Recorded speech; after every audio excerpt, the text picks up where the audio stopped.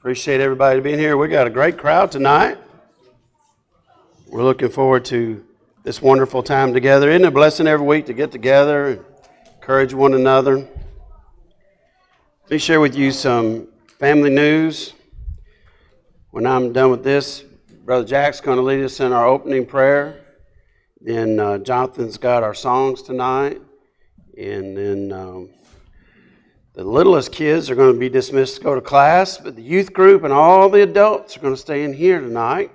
Ian Vaughn is going to wrap up our summer series on faith for every stage of life, and we're looking forward to that. Conway James, as far as we know, is still doing good, still improving, gaining weight.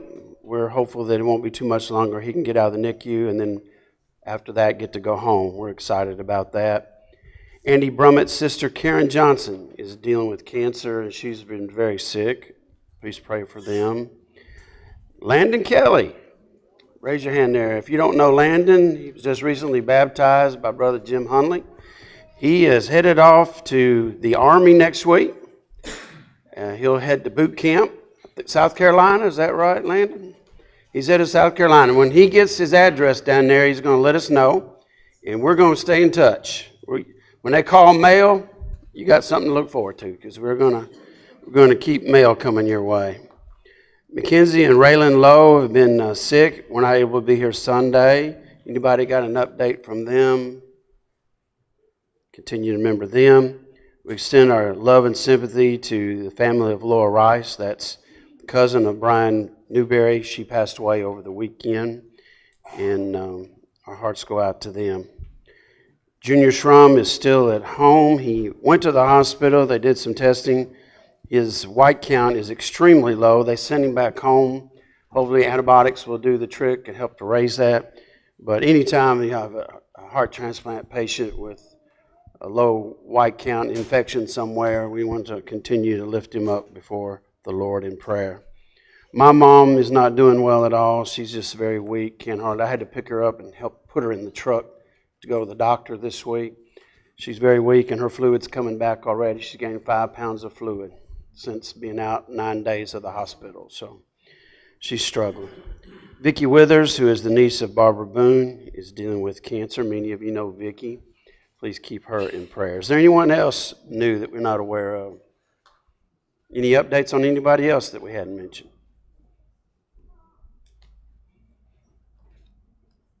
Several youth group activities going on. They're listed there in our handout. Make sure that you're aware of that. Other news there on the back. If you haven't already done so, you have a college student away or even a college student here at home, make sure you get me their address that we can send cards to them through the school year as well. So if you haven't sent me your child's address, please do so. Just regular church business. The church office will be closed Monday for Labor Day. I wanted to make sure everybody was aware of that. Anybody else have anything tonight? What a treat to have so many here tonight. Thank you so much. We're excited for our time together. Brother Jack, if you will lead us in prayer, and then Jonathan will lead us in our singing.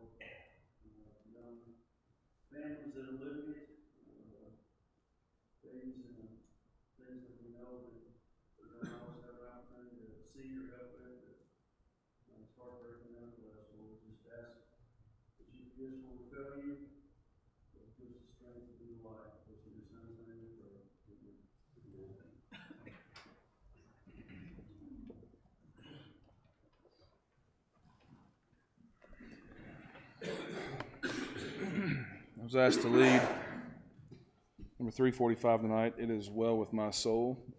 I believe that it was said that this was Ian's favorite hymn. So we'll sing this one. When peace like a river attendeth my way, when sorrows like sea billows roll, whatever my lot, thou hast taught me to say, it is well, it is well with my soul. It is well with my soul. It is well, it is well with my soul.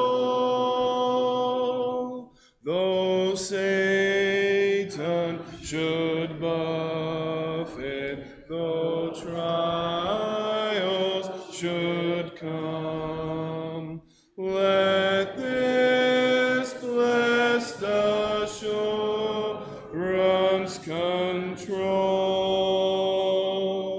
that Christ hath regarded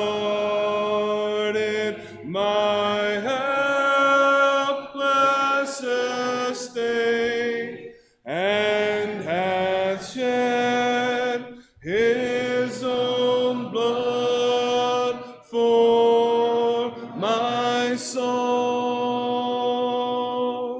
It is well with my soul. It is well, it is well with my soul. My sin, oh, the bliss of this glorious thought.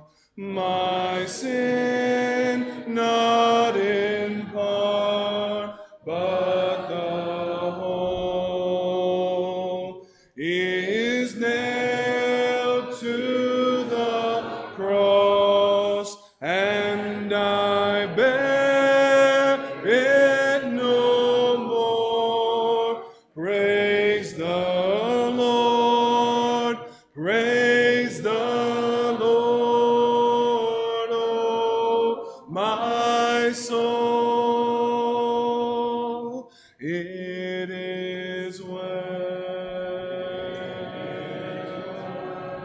with my soul.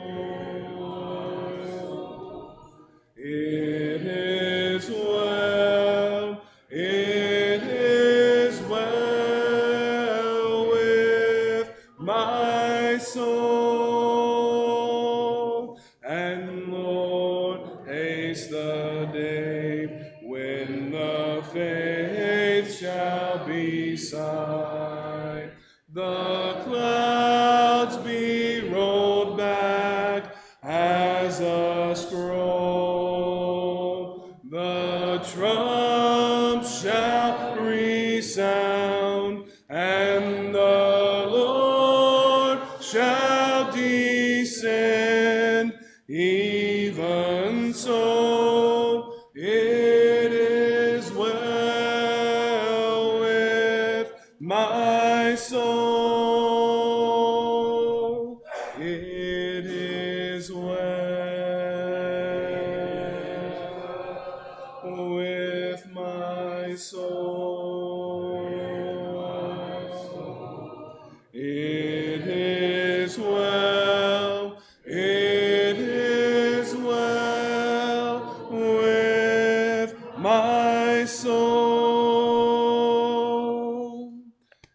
If you're marking your songbooks, it'd be 655 for invitation.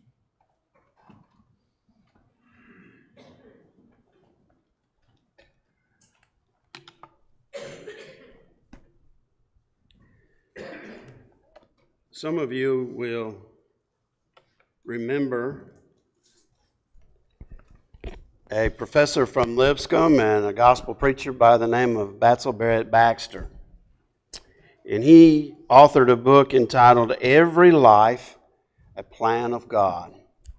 That nobody is an accident, that nobody is here by happenstance, that God ordains life, gives life, and uses every life according to his plan. In 1 Samuel chapter 3, we're introduced to young Samuel, who's going to be a mighty prophet of God. He was the son of Hannah, who had longed for a child, and God gave her and Elkanah a child, and they dedicated him to the Lord. And as soon as he was weaned, can you imagine? She took him and dropped him off at the temple with Eli and left him as a young child. And then Samuel is trying to learn from Eli, and Eli is getting old. His hearing's not good. His eyes aren't good. And so this event happens in 1 Samuel chapter 3. One night Eli, whose eyes were becoming so weak he could barely see, was lying down in his usual place. The lamp of God had not gone out, and Samuel was lying down in the temple of the Lord, where the ark of God was. And so then the Lord called Samuel. Samuel answered, "Here am I." And he ran to Eli and said, "Here am I, you call me?" But Eli said, "I didn't call you. Go back and lie down." So he went and lay back down. Again the Lord called Samuel, and Samuel got up and went to Eli and said, "Here I am, you called me." "My son," Eli said, "I did not call you. Go back and lie down." Now Samuel did not know that it was the Lord. The word of the Lord had not yet been revealed to him. So the Lord called Samuel a third time, and Samuel got up and went to Eli and said, "Here I am, you call me." Then Samuel realized that it was the Lord calling the boy. So Eli told Samuel, "Go and lie down, and if he calls you, say, 'Speak, Lord, for your servant is listening.'" So Samuel went and lied down in his place. And the Lord called him again, and that's exactly what he said. And moving forward, God spoke to him many times about his will and how Samuel was to share his will with others and help do the work of a prophet of God. But I love how it began. He kept calling him, and young Samuel had no idea. He thought it was Eli. And finally, Eli says, "Oh, it is the Lord." So when you go back this time, you lie down, and if you hear him calling you again, you say, "Here I am, your servant listens." And how that, isn't that a lesson for all of us? That we need to be in tune with God all of our life, whether we're young or whether we've had a few birthdays, that we need to ask ourselves, why am I here? What is God doing in my life? And how do I fulfill my purpose in life? So many people think that life is about getting to do everything you want to do and all the desires that you yearn for, when in fact we're here to glorify God. We're here to do His will. And that's the same for all of us. We're here to do His will. That may look a little bit different from person to person. Not everybody was a prophet of the Lord, but everybody is here because of God. Every person has a gift and a purpose. We have to seek it and fulfill it in our lives with Him to be pleasing to Him. And so tonight is a good time to stop and think about it for a minute. Am I listening to God? Is His Word coming alive in me? Am I in tune with the Word of God? Or am I so busy with my life and doing my thing and get so caught up in life that you kind of forget about God till you need something? And that leads to a life that kind of drifts away from God. So if you need to come to God tonight, or if you need to make some corrections and come back to Him, it'd be a perfect time to do it while we stand and sing. There's a fountain free, 'tis for you and me. Let us haste, O haste to its brink. 'Tis a fount of love from the source above, and He bids us all freely drink. Will you come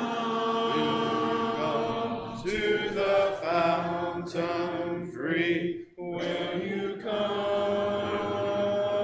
'Tis for you and me, thirsty soul, hear the welcome call. 'Tis a fountain open for all. There's a living stream with a crystal gleam from the throne of life. Now it flows, and while the waters roll, let the weary soul hear the call that forth freely goes. Will you come to the fountain free? Will you come? 'Tis for you and me, thirsty soul, hear the welcome call. 'Tis a fountain open for all. There's a rock that's cleft, and no soul is left that may not its pure water share. 'Tis for you and me, and its stream I see. Let us hasten joyfully there. Will you come to the fountain free? Will you come? 'Tis for you and me, thirsty soul, hear the welcome call. 'Tis a fountain open for all. You are dismissed to your classes. Chomping at the bit, aren't you? He's ready to roll.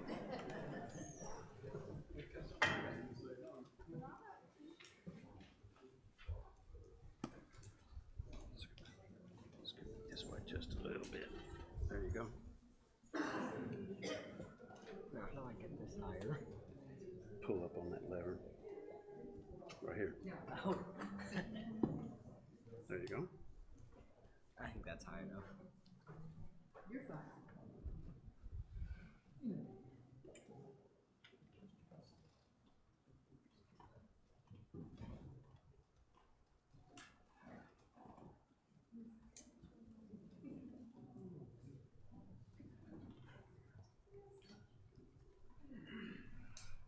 I'm just gonna leave that right there. Talk from it. Testing. Testing, testing. Let's go. No more. No more testing. Okay. That was very helpful. Testing, testing. Your turn.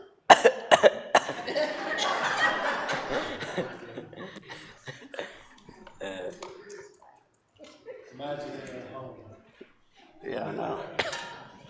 All right, how's everybody tonight? Now, tonight is our last in our series. We actually will have an epilogue next week. We're going to learn what we learned during our summer together. We're going to review some things, and we'll look forward to that. But Ethan is our last speaker. Ian. What'd I say? Ethan. I don't know why I've done that lately. Actually, that was a test, and you passed it, and we're glad that you're listening, Ian. So Ian is the last in our series, and I have to tell you that when I asked him if he'd like to do it, I thought that I would probably get told no, or I don't know, he goes, yes, I will do it. So he was like ready to roll. So we're looking forward to that. Ian is 13 years old, and I tell you what, if you haven't ever spent time with Ian, you need to spend some time with him. He is one of the most thoughtful and deep thinking guys for his age. Now there's a lot of stuff that goes with that, but you're a deep thinker for 13 years old. And you'll understand that more as we get to talking tonight, some things that we shared together as we were preparing for tonight. So Ian, that wasn't supposed to come up so fast. The question was, what happened 4,836 days ago from today? And it showed up the answer.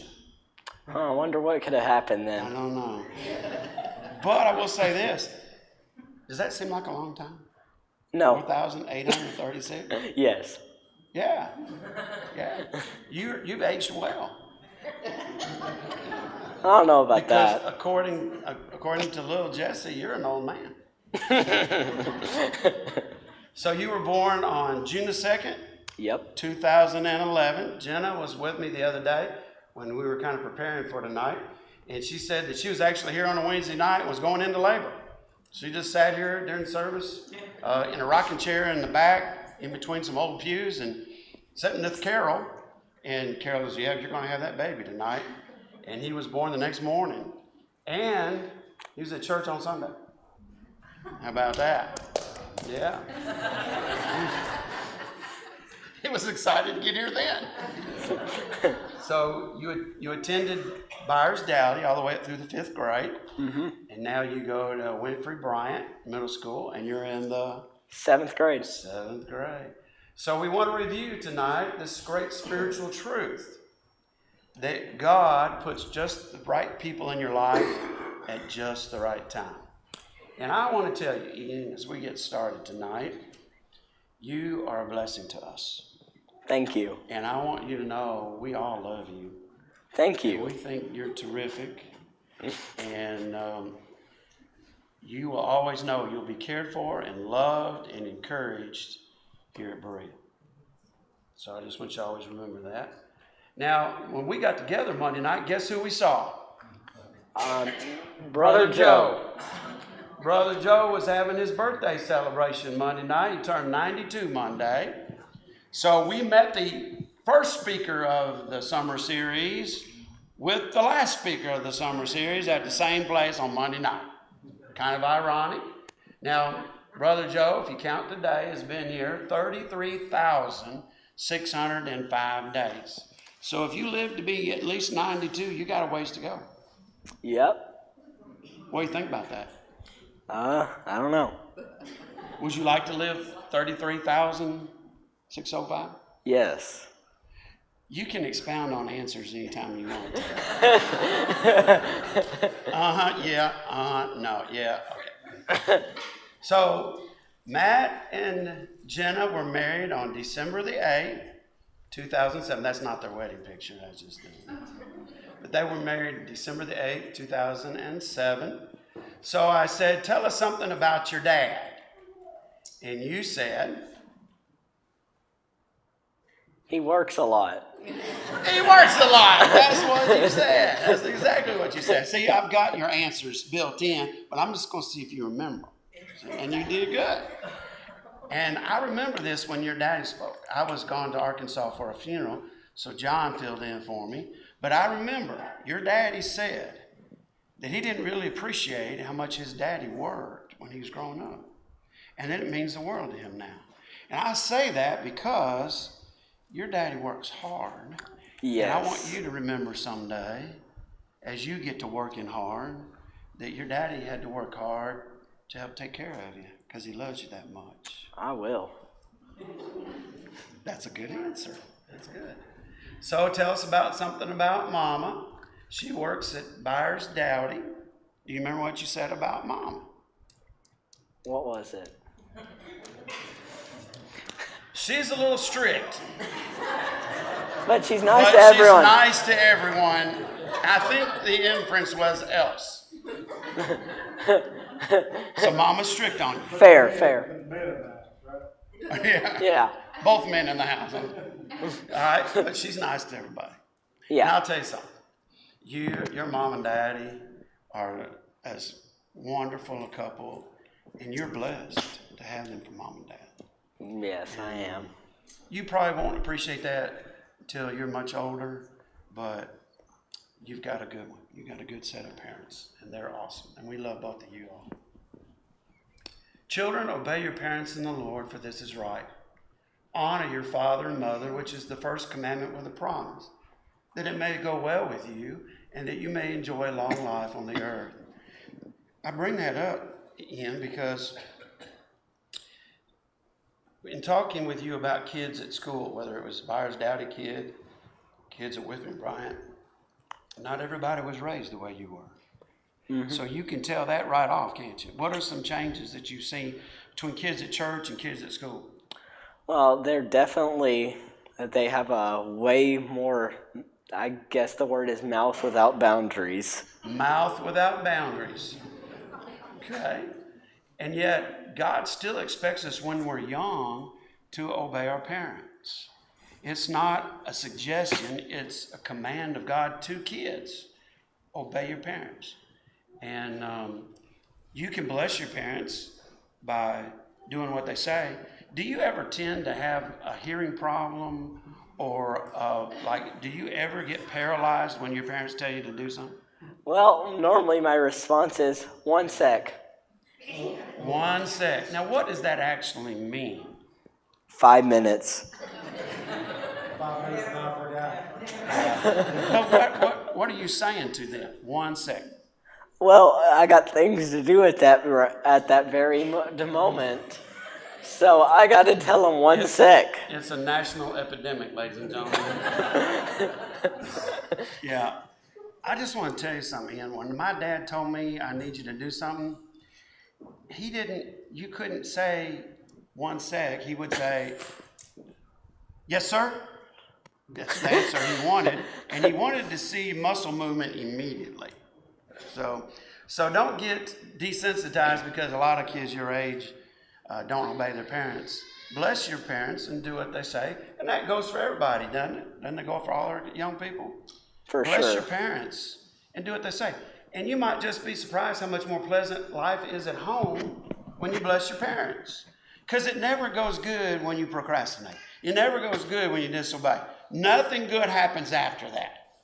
Nope. You don't say just a second and mama's like, bless you, son. Thank you for putting me in the rotation. No, that does not happen. So you just got to live and learn a little bit, right? For sure. For sure. So tell me about little sis. How much older are you than Adeline? 5 years. 5 years older. Do you remember when she was born? 2016 on June 23rd. No, I mean, but you just remember when they brought her. Statistically, that was very nice of you. But I'm just saying, do you remember what it was like when they brought her home? Because your world changed that day. Because you were like the center of the universe in the Vaughn home, right? And then all of a sudden, here comes Adeline. So what do you excited? You look excited right there. Look at that little guy. He's just grinning. I don't know. I think that was me just desperately trying to smile. Now, what about the one on the right? Oh, that was where I was genuinely happy. Oh. Or no, I'm talking about the one on the left. I was genuinely happy. What about the one on the right? I don't know. I might have been faking it till I made it. Moving right along. We'll leave the sibling stuff alone for now. So that picture was made. Adley was in the fair pageant last week, and that's a beautiful picture of a wonderful family. And you're a blessing to all of us. We love you all. And you got some buddies at home. Yeah, What are their names? the one on the left is actually my cousin's. I was at my cousin's house swimming that day. His name is Majors, and then the one on the right is actually my dog. His name is Brooks. All right. Yeah, the tongue one. The tongue one. To be more specific. So we mentioned you went to Byers Dowdy. It's one of the older schools in town. Yeah, actually, I have a story for you today. That school got flooded today. Today? Yeah, like 1 inch waters, and it came from a toilet. It wasn't Ian's fault. Yeah, it happened during school hours. I was at Winfrey then. Yeah. Well, thank you for that plumbing update. But you did say that school was falling apart when we talked the other day. I'm glad to be at Winfrey Bryan because it's like a newer school and that one ain't falling apart. Yep. But you did say that you missed your teachers there. Because there's some wonderful teachers at Byers Dowdy, and you do miss seeing them. But you do get to see them some because you get to ride the bus from your school to Mama's school. So you still get to see everybody. And it's a big step going from Byers to Winfrey Bryan. And what did you tell me were some things you like about the change? What are some differences? Rewards, the band. Let's see, what else do we have? What are you playing? Percussion. Percussion. And is that a xylophone? Is that what that Yeah, drums. They play drums and that stuff over there. That stuff. Because there's like multiple different types. So So you like I wanna know. rewards. You talked about how you could earn Cokes and Yeah. stuff at your new school. All right. And there's some buddies of yours. Uh-huh. That's some of your best friends. And that's Yeah. Winfrey Bryan over on the left. I don't know what parking lot you're hanging out on the right. It's a Mexican restaurant. What's it called, Mom? Los Compadres. Los Compadres. Yeah, it you're was me holding and a the parking boys. spot for someone, it looks like. So what is different about kids at Byers Dowdy and Winfrey Bryan? And I do have your answer, but I'm gonna let you see if you remember. So, like, I was saying that in the kids want to be more independent because they're hitting puberty and things of that nature. So they're You ever heard growing a up. 13-year-old discuss puberty? Yes. I actually got a class on that the other night. Go ahead. Yeah, they're starting to become adults, so they become more. So in what Crazy. ways do kids want to be independent? When they leave elementary school, what ways are they trying to show that desire for independence? Rule breakers. Rule breakers. Are you a rule breaker? I get into a little bit of trouble sometimes. At school? A little bit, not like bad stuff, but like not the best kid in the world. Oh, I talk man. too much. Well, that's a shock. You also said that in the new school that there's a lot more bad language than you heard in elementary school. And it's a lot. And it's loud. And you hear it all the time. Yep. And so what advice do you think I have for that? Hang out with the right people. Absolutely. And I told you when we talked the other day that when you hang around and even if you don't say it, you keep hearing it. And what happened when I was in the 6th grade and got my hand smashed? You yelled a cuss word. Right out in the middle of the classroom, never cussed ever in my life till I was in the 6th grade, smashed my hand and bang, bang, bang, I shot him out right there in front of my teacher and everybody. My teacher was so shocked and I started crying and he was like, it's okay. I didn't even get in trouble for it because they knew I was devastated. But you hang around the wrong people and you'll start talking like you will. That's important. So we ask you this, you don't have a job yet. One of these days you'll get a job. Do you remember where you told me you like to have your first job? Well, I mean, Nathan told me this. He said that you can work at Chick-fil-A when you're 14, so I may work there next year. Can you say, it's my pleasure? Maybe. Well, you got to try it. Just say the It's word. my pleasure. I don't think you're ever going to get a job there. You got to say it with some, yeah. Toilet scrubber. So there it is, his answer. That's the Lebanon location, by the way. So we went to Demos to visit, and you get the same thing every time at your favorite restaurant. Spaghetti. Spaghetti. No meat sauce, marinara. And if you ever take Ian out to eat, and you go to Demos, order a basket of bread just for him. I've never seen anybody eat bread that fast. Now, it was good, and it was hot out of the oven, and ultimately, it became delicious. But he was smoking them. I mean, it was just, and yeah. Did you eat the soup? I just used it for dipping in my bread. So he likes chicken soup to dip with. But you love David's Pizza. And that's your favorite pizza in town. Yep. And so, ladies and gentlemen, if you came tonight, you had the opportunity to enjoy some of his favorite pizza, because we got David's tonight. All right? I haven't actually had the But- thick crust.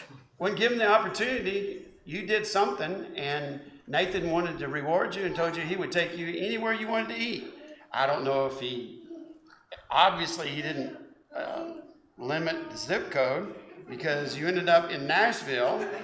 That was actually with the youth group, and I don't think I did anything to actually to Oh, earn now it. hold on. Just remember, we're in the house of the Lord, number one. Number two, nobody else come up with pizza perfect.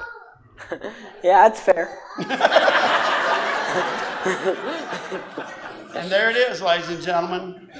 The perfect slice of pizza in Ian's world is right there. Is that right? Yeah, pretty much.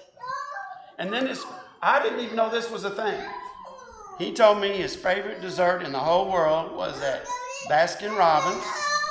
Charlie is excited about it too. Yeah. And what's that called? A polar pizza. A polar pizza. It's got like a batter on the bottom, a cookie or a brownie, and then ice cream and candy. So if y'all want to join me after we leave here tonight, we might just have to go get some. And your favorite candy. I actually was going to try to get you some, but I was too tied up today. But Push Pops. I They love 'em. investigated to find out what that was. Somebody told me Push Pops. I thought it was orange, what do you call it, sherbet on a stick, and you push it up. No, it's candy. I specified that. Okay. And you love Minecraft. That's a video game. And you like War and Thunder, where you can pick out tanks and planes and ships from long time back and use them in the game. You love social studies. That's your favorite subject. And Ian's like me. That was my favorite. But he's like me in the absolute worst subject in school for me. What is yours? Math. Algebra and I, we did not calculate. And I never did use it after I got out of high school either, but we suffered with it. But anyway. So let's talk about other family. What do we call Jenna's mom and dad? Mimi and Poppy. Mimi and Poppy. There's a picture of y'all. That's a great picture, by the way. And then what is Matt's mom and daddy? Gigi and Papa. Gigi and Papa. All right. So you got some wonderful grandparents. And I want to tell you, cherish grandparent time. Not everybody has grandparents. So you've got some great ones. Very fortunate. Yes, you are. And they're all your buddies too, aren't they? Yeah. Do they spoil you? Yes. They don't have a chance to do anything but do they do? So when you Pretty show much. up at one of their houses, do you have like requests? I try not to push the limits. I'll only do it if we're like in a store or something. I'm not the kind of kid who pushes my spoil rights.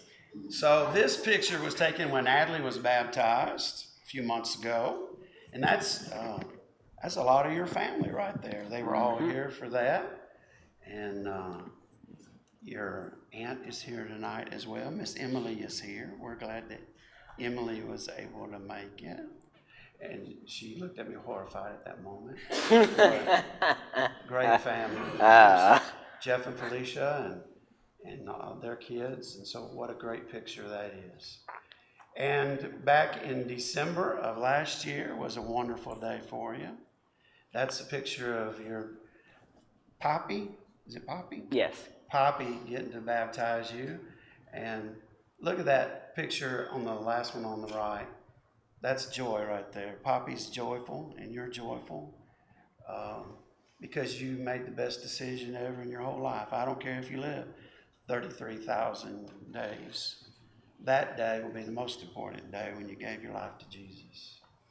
So we got some youth group there, and you're there with the kids. I think that was at the fish fry. Was that the fish fry? Maybe? I believe so. Yeah.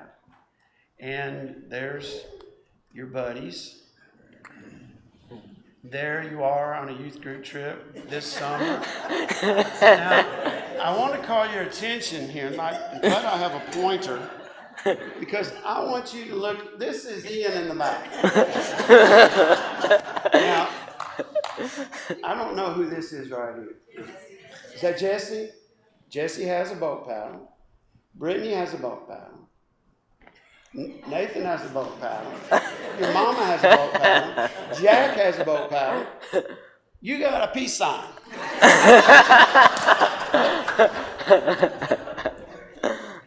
And then in this picture, you look like you're having a ball. Look how relaxed you are. I asked Nathan about this, and he told me that basically you were taking part in a voyage. You were just being chauffeured on the water because your paddling was actually causing trouble. And so the guide basically said, you can just keep your paddle in here. Yep. So you just were along for the ride. Yeah. And you had a great time. Yeah. Joyful. Yeah, exuberant. probably way better if I had the paddle. Yeah, but I also want to point something out to you. Than if I had the paddle. Hold on just a minute. In the picture here, you're joyful. But I want to call your attention to this guy right here. You are having the time of your life, and in case you can't see it real good.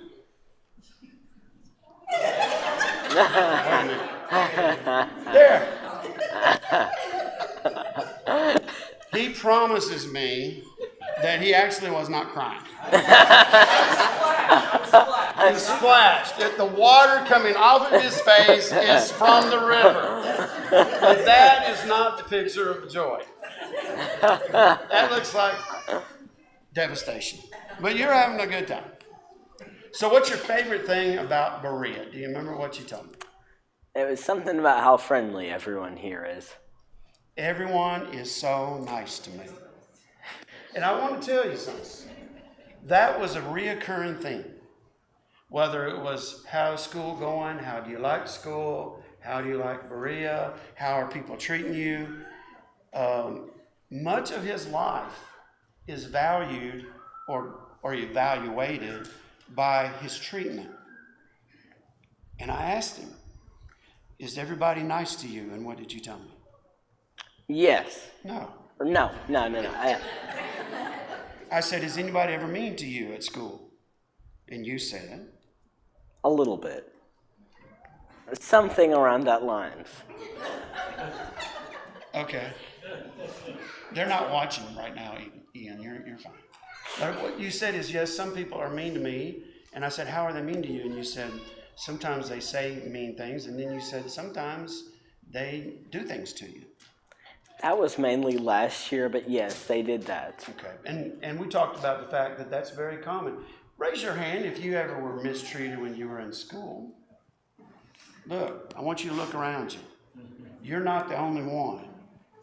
And there were times that all of us probably been mistreated by somebody. I was riding a school bus one day, and I was sitting there minding my own business, and these two older kids that were in high school, I was in elementary school, they had brought lighters so they could smoke later when they got to school, and they lit my hair on fire. And hair burns quick, ladies and gentlemen. The back of my hair was burned all the way to the scalp and left a burn. And then I didn't want to go to school anymore. And then if I did go to school, I didn't want to ride the bus anymore. I was horrified. So I just want you to know, and I mentioned this to you. If you're, and this is true of all of our kids, if somebody's being mean to you and they're hurting you, saying terrible things to you, go tell a teacher privately. Don't do it in front of everybody. Go to them privately. It's not okay for you have to be like that. You need to go and let an adult know, because we don't want Ian or any of our young people to be mistreated. And you don't have to be bullied. That is not right, and we won't put up with that. And you also talked about how you were buddies with Charlie. You love Charlie. And you mentioned that Sawyer's always been nice to you. Or no, all the teenagers in general have been super nice to me. Yeah, we're going to talk about that in a minute. You're jumping ahead. But anyway. But I mentioned how that Charlie looks up to you and how you're always so sweet to Charlie. And it's the cycle of life. As we come into a youth group, our older kids help us with the ropes, learn the ropes, and we learn how to navigate things, but you can do it with the younger kids. And I will tell you this, Ian, all these younger kids, they just think you're cool. They love you. And it's because of the way you treat them. So there is something to be said for everybody being nice. What do you like about the youth group here? You said the youth group helps me feel closer to God. Everyone is really nice to me in the youth group. And this was actually said. Do you remember? No. They have really comfortable furniture. So he likes the couches in the youth group, right? So I said, how much has your life changed since you were baptized in December? And he gave me 2 answers right off the bat. The first one, he goes, well, I'll tell you, I sing now. Yeah, that used to be embarrassing for me, but now I'm not afraid to do it in here. There you go. And, that's something to be said about maturing and learning how God views us. And when you became a Christian, you said, you know what? I need to worship. And I remember several years ago when I first came, you were not really paying attention to stuff. You probably were playing with something or fooling with something or doing stuff.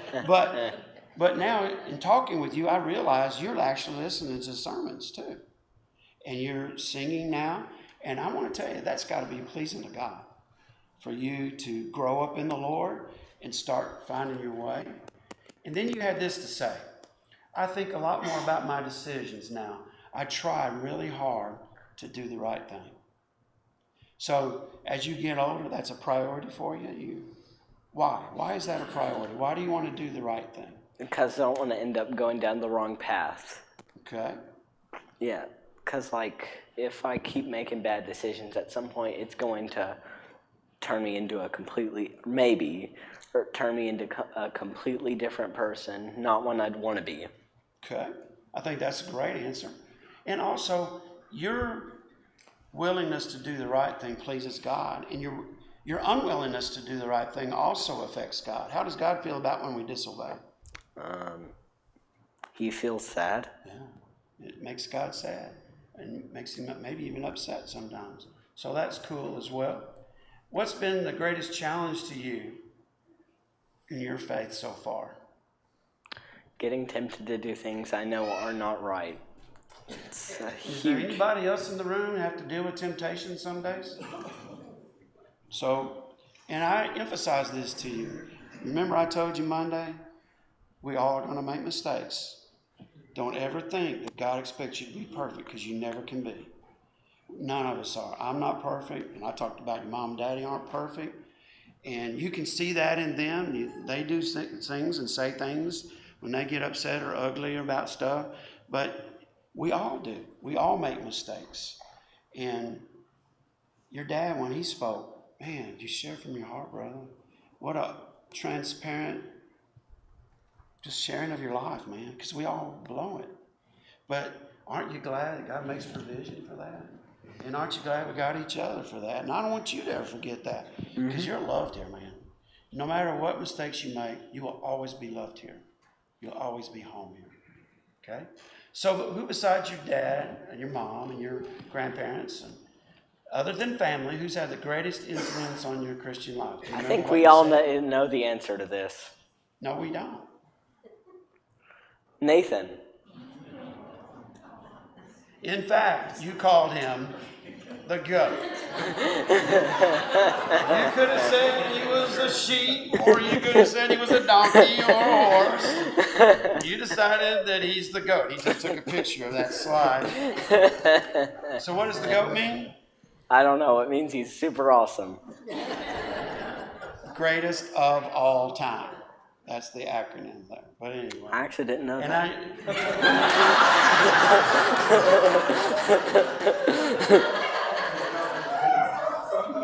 I knew You it didn't means. even have to say that. Nathan, you can erase your picture now.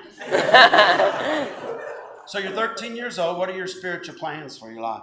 When your life is over, what's the most important thing in your mind about your life? That I make it to heaven. Yeah.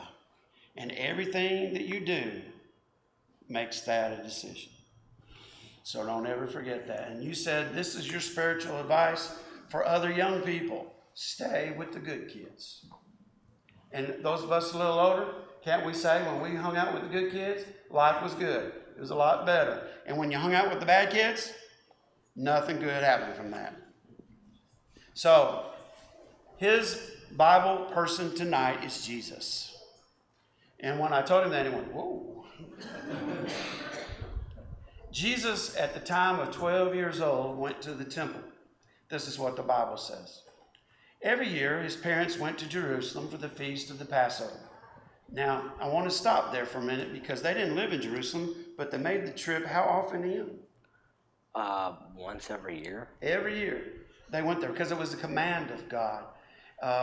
Everybody knew they were going to do it. It was just their life.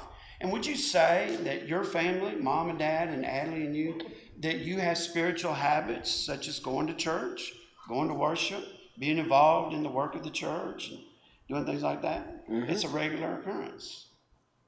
True? Yes. Yeah, it's a great thing. When he was 12 years old, they went up to the feast according to the custom. After the feast was over, while his parents were returning home, the boy Jesus stayed behind in Jerusalem, but they were unaware of it. Thinking he was in their company, they traveled on for a day. Then they began looking for him among their relatives and friends. So everybody's just traveling as one huge group. And how far did they get in before they realized Jesus was not with them? Home, basically. What? They no, made how it far? 1 day long. 1 day long. And I talked about with you Monday that 1 day for us will probably be about an 8-hour ride.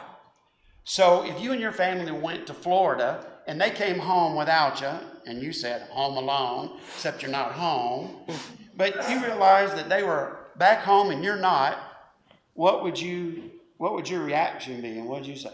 I'd be terrified. Terrified. That was exactly the words that he used. He would be terrified. And then I ask you, what would your mom be like if she realized you got left in Florida and she was in Lebanon? Even more terrified. Even more terrified. And we all would say, absolutely. Right. When they didn't find him, they went back to Jerusalem to look for him. So they were a day out, and if it takes a day to get away, then it took another a day day to get back. Then after they got to Jerusalem, look at verse 46. After 3 days, they found him in the temple courts. So how long was he missing from their sight? 2 days. 3 days. 1 day. Math problems are my problems, so we're going to work together. Okay. Travel time. 1 day out, 1 day back is? 2 days. Then verse 46 says when they got there, then they didn't find him for how long? 3 days. Okay, 5 days. 5 days. That wasn't even a math problem. I just wasn't paying attention. It's the words. It's the words. We're just helping you with some math work tonight. It'll make you better tomorrow. Uh-huh. After that, they found him in the temple courts. And we talked about the fact that Jesus must have seemed like a regular kid. Because if I was looking for Jesus, I'd have gone to the temple where he was. They probably went and looked at all the places little boys like to go play or do or this or that, and they found him 5 days later, sitting among the teachers, listening to them, and asking them questions. Now, I want to tell you something. There are some similarities between the boy Jesus at 12 and this guy right here, because I want to tell you something. Donnie was telling me the other day that question came up some time ago recently about translations in the Bible. and why certain translations are used and which ones are good and which ones aren't good. Now, how many 13-year-olds are worried about which Bible translation? Maybe a few. I just know one. Not anywhere anyone that I know. And then he's mentioned a couple things that I talked about in a lesson that he heard and listened and thought about. So that's awesome. Said everyone who heard him was amazed at his understanding and his answers. When his parents saw him, they were astonished. His mother said to him, "Son, why have you treated us like this?" Do you think Mary was happy when she said that to Jesus? Do you think she said, "Oh, Jesus, why have you treated us so good?" No. She was at the end of her rope. She said, "Why have you done this to us?" Jesus didn't realize what all was going on. And sometimes you don't realize what your mom and dad are thinking. They got a reason why they set rules and guidelines. And sometimes you don't realize they can see the whole picture you can't see. And that's why sometimes they do get upset. But Jesus said, Mary said to Jesus, "Your father," that was his earthly father, "Joseph and I have been anxiously searching for you." He said, "Why were you searching for me? Didn't you know I had to be in my Father's house?" Some versions say, "Did you not know I had to be about my Father's business?" But they did not understand what he was saying to them. Then he went down to Nazareth from Jerusalem with them and was obedient to them. But his mother treasured all these things in her heart. So I asked this question of Ian, and this is why I'm telling you, he is a deep thinker. I have never thought of this in my life, and I've been preaching a long time. This thought never, ever occurred to me. So after we read this and talked about it, I said, what do you think Mary was going through when it took her and Joseph 5 days to find Jesus? You remember what you said? Well, you said, first of all, that she felt like she lost she already felt like she lost the Son of God, and I said that she would have thought the same thing during the crucifixion. His answer was she was probably feeling about the same way when Jesus was dying on the cross. For 5 days, a mother had lost her 12-year-old boy. And how many times have we seen in the news lately when a kid disappears? Isn't it a parent's worst nightmare? And even though Mary obviously was a great woman of God and a woman of faith, don't you know she was petrified that she lost him? And I've never thought about that. That probably those same emotions and the same feelings that she had when she was frantically looking for Jesus was in the same vein as she had to sit there and watch him die on the cross.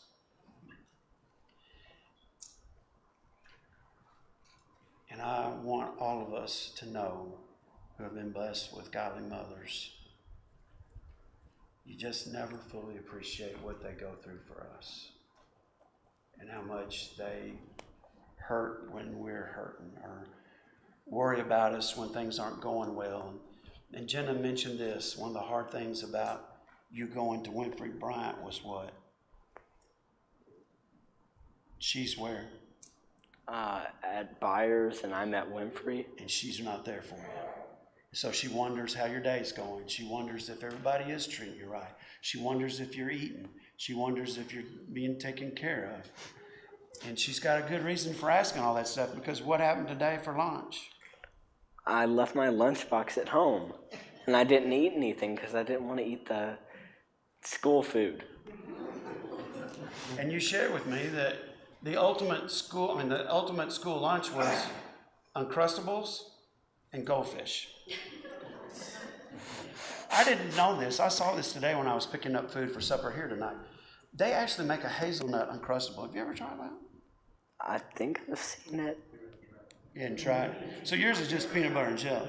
Yeah. Because here's the deal about you. You don't really try new things. Yeah. So at the age of 12, Jesus, the Son of God, listened to Joseph and Mary. The Bible says He was subject unto them, or he listened to them. Some versions say he obeyed them. And I talked about the fact that if Jesus, even though he was the Son of God in the flesh, if he needed to obey mom and dad, then what about all kids today? You gotta obey your parents. We, not you, right? We, All of us. all of us have to obey our parents. The Bible says that Jesus grew in wisdom and stature and in favor with God and men. And I want to tell you, how many of you remember Ian when he was born and came to church the first time? Anybody remember? Raise your hand if you remember when he was born. See, there's quite a number of people that remember that. And isn't it a blessing to see this young man today, 13 years later, how much he's grown? Man, I don't know how your mom and dad keep you in clothes. Because I saw the picture standing next to your poppy in the baptistry. I bet you've grown 6 inches since you got baptized. That is actually probably accurate. 5 or 6 inches at least. Thank you. But I want you to listen to this last part of this before we close tonight. He grew in every way, in every dimension. He grew in wisdom. Wisdom is the applied use of knowledge. There are a lot of people that have a lot of book sense, but they don't have a lot of sense. He took what he knew and he made wise use of it in living his life. And that's our prayer for you, that you are very intelligent. Super intelligent. Gain wisdom with your knowledge and to use that knowledge to make your life better and richer. Number 2, he grew in stature. He grew healthy. And I want to just throw something out there. I know you don't like trying new things, but I'm just telling you something. If I ate what you ate, I'd look like this. So eating healthy, getting good sleep, drinking, doing other things will make you healthy.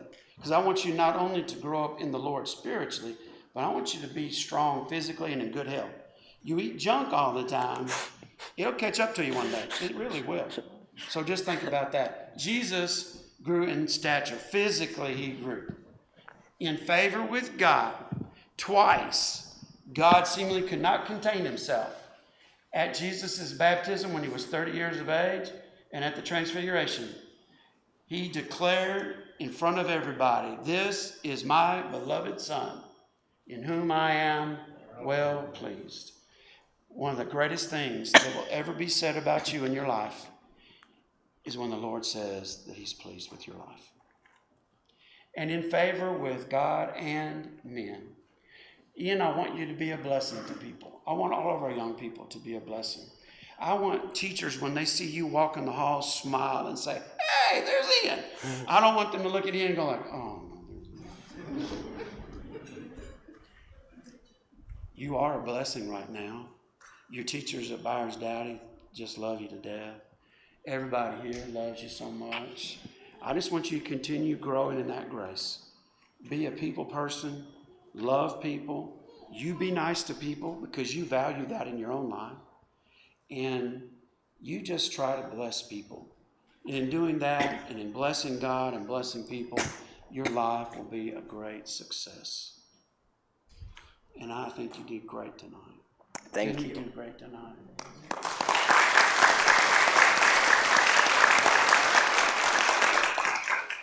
And I want you to know we're here for you. We've mentioned that several times in the summer series. We're here for you. So if you ever need any of us, you call us anytime because we'll always be here for you. We love you, Ian. And we are so proud of you. So proud of you. All right? And you're going to do great things for God in your life. I know that. Colby has our prayer tonight.